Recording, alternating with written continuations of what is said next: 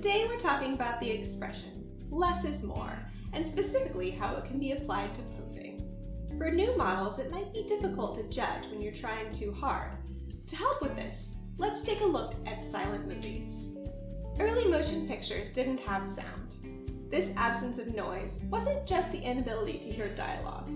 It also meant an absence of tone and inflection in the actor's voice.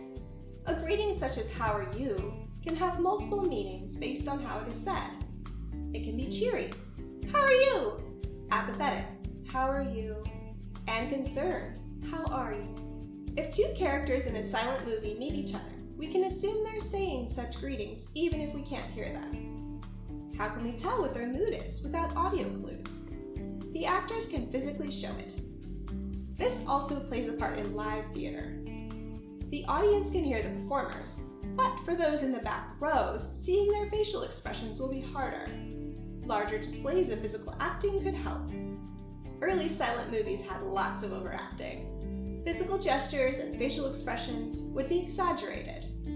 In time, they realized that even with a lack of sound, the camera was still able to bring the audience closer to the actors. This allowed for a more natural performance. How does this apply to posing? Still photography lacks both sound and motion. As a model, you might be required to express an emotion for a single image. How do you learn to do this? One way is to watch those in silent movies. Study the poses and facial expressions. Try practicing some in the mirror.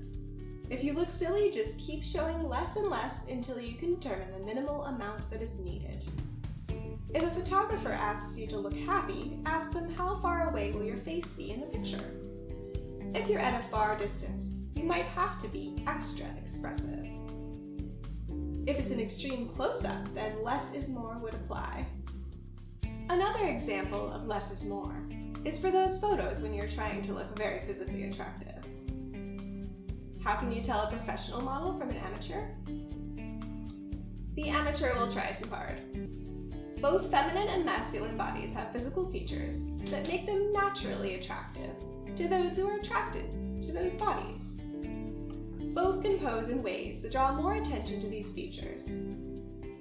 If these physical features are already highly visible, the less posing you'll need. Want to look sexy while wearing a sweatsuit? Try exaggerating your poses to compensate for the extra bulk. Don't go overboard, as it is easy to look comical doing boudoir poses in a sweatsuit.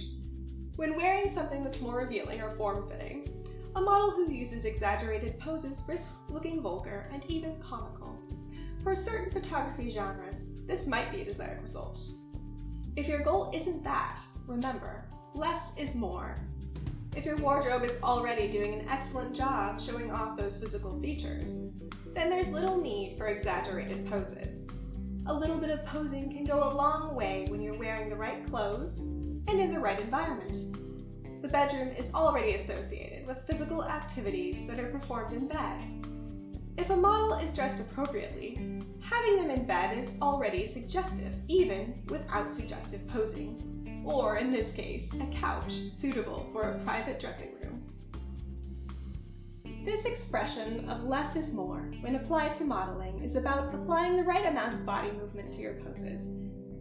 Be aware of your environment, your dress, and the camera's position. All of these are indicators of how much underposing or overposing will be needed.